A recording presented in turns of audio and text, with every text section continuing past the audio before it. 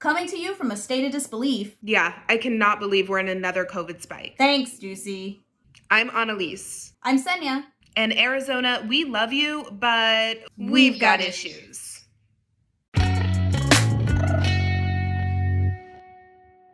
Ducey gave his last State of the State speech, but he made it clear he's going to keep attacking us until he's kicked out of office. Just from watching this speech, you'd have no idea that we were in year 3 of a deadly pandemic.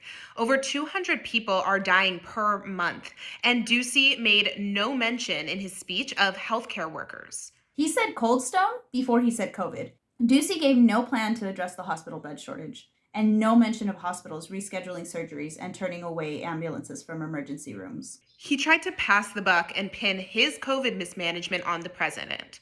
You really want to talk about COVID mismanagement, Ducey? You've made it clear all along that as long as money is being made, you don't care who lives and who dies. So come June, we're launching a summer camp. AZ Governor Doug Ducey in his State of the State says we are too focused on masks and not enough on math. How about this math? We're second highest in COVID death rates in the nation and last in education spending per kid. How does that add up for you? If Ducey really cared about the quality of our schools, he would invest in them and fund them.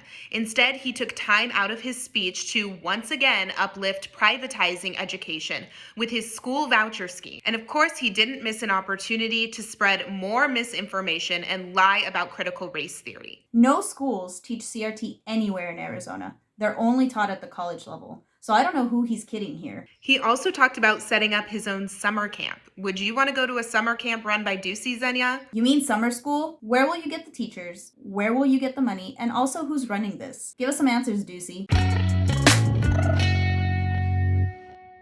In his State of the State speech, Governor Doug Ducey leaned heavy into the fear-mongering, telling lies about what's happening on the Arizona border. And instead of giving money to community organizations on the ground, who are welcoming people in a dignified way, he's throwing more money at ineffective technologies to surveil our communities instead of protecting them. We know that border communities are some of the safest in the entire country, and the people who are coming here to seek asylum in the United States have a legal right to do so, and they're fleeing violence in their home countries. Annalise, how do you solve a fentanyl crisis? Not by further militarizing the border. Right.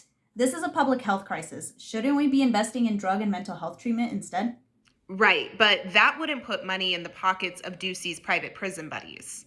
Ultimately, this speech had few solutions in it for Arizona and shows how he's already eyeing his next gig for higher office. If it was up to us, we would never hear from this guy again. One thing's for sure, his legacy will leave a dew stain on the state of Arizona. Earlier this week, we kicked off the legislative session. Just like last year, you know that anti-democracy legislators will do anything to hurt our freedom to vote. And it doesn't help that Senator Sinema still won't step up to protect our rights at the federal level. And that's why we're calling on you to sign the Democracy Pledge at democracypledgeaz.com. Our elections need to be transparent, equitable, and accessible, and you can take action. Stay tuned for updates on bad laws and ways to speak out against threats to our freedom to vote. This has been episode 1 of season 3 of We've Got Issues, a Fuerte Network production. Today's episode was hosted by Annalise Ortiz and Senya Orona. Written and produced by Annalise Ortiz and Dominic Medina. Graphics and editing by Senya Orona. Theme music by Dominic Medina. Thoughts and opinions expressed by We've Got Issues do not necessarily represent those of the Fuerte Arts Movement.